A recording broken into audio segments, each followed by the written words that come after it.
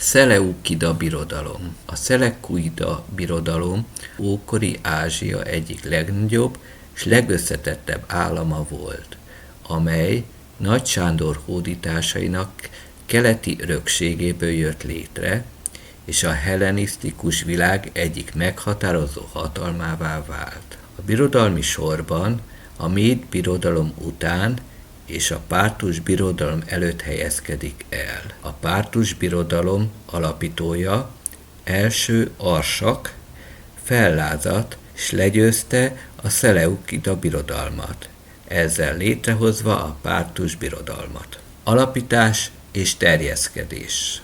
A birodalmat első Szeleukiosz Nikátor, Nagy Sándor egyik makedón tábornoka alapította. Időszámítás előtt 305 vagy 304-ben a Diadokhoz háborúk utáni hatalmi harcban. Az állam a Tigris menti szeleukei fővárosból irányította a valaha volt perzsa birodalom nagy részét, Mezopotámiát, Szíriát, Kis-Ázsia egy részét, Perzsiát, és kelet felé egészen mai Afganisztánig és Pakisztánig terjeszkedett a birodalom. A birodalmat szinte az alapítástól kezdve súlyos belső nehézségek jellemezték, mivel területek etnikai sokszínűsége és eltérő kulturális hagyományai miatt nem alakult ki igazán erős központi hatalom. Kormányzás és társadalom.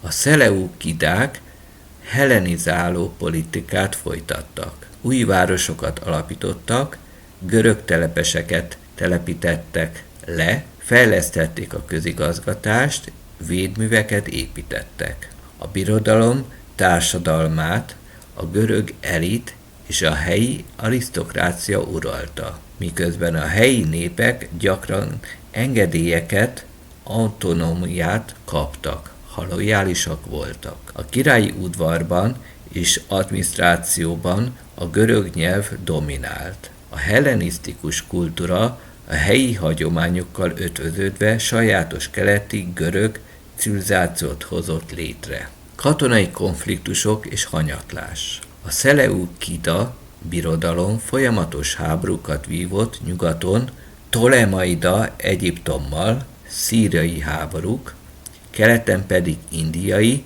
és közép-ázsiai hatalmakkal. Antiochosz Epiphanész kísérlete a görög nyelv és vallás kizárólagossá tételére vezetett, Júdeában felkeltek a makadeusok. Ez a háború súlyosan gyengítette az államot. Kiszabadult tartományok, például Pergamon, Bakrita és a Pártus birodalom felmelkedése miatt a birodalom folyamatosan zsugorodott. Végső bukás és utóélet. Az utolsó Szeleukida uralkodó 13. Antiochosz Pihadephosz Asszisztakosz, ám ekkora a birodalom már csak névleg létezett. Területeit elfoglalták a rómaiak, a pártusok és más népek. Végül Krisztus előtt 64-ben Pompeius római hadvezér Szíriát megszerezte és római provinciává tette. A Szeleukida birodalom a hellenisztikus világ egyik legnagyobb államalakulata volt, amely a hellén kultúrát közvetítette keleten, és utat nyitott a későbbi iráni és római hatalmaknak. Jelentőség és örökség. A birodalom egyik fő jelentősége, hogy a görög és a helyi keleti kultúrák szintézisét hozta létre. Fejlettebb urbanizációt, gazdaságot és közigazgatási mintákat hagyva maga után. Bár politikailag viszonylag gyorsan hanyatlott, kulturális hatása hosszú távon fennmaradt, meghatározza a közel-kelet későbbi civilizációnak fejlődését. Értelmezés. A Szeleukida birodalom maga volt a hellén egyiptomi, mezopotámiai, indiai, perzsai kultúrák közvetítője, az európai és később az arab társadalmaknak. Maga a birodalom volt a civilizáció hordozója.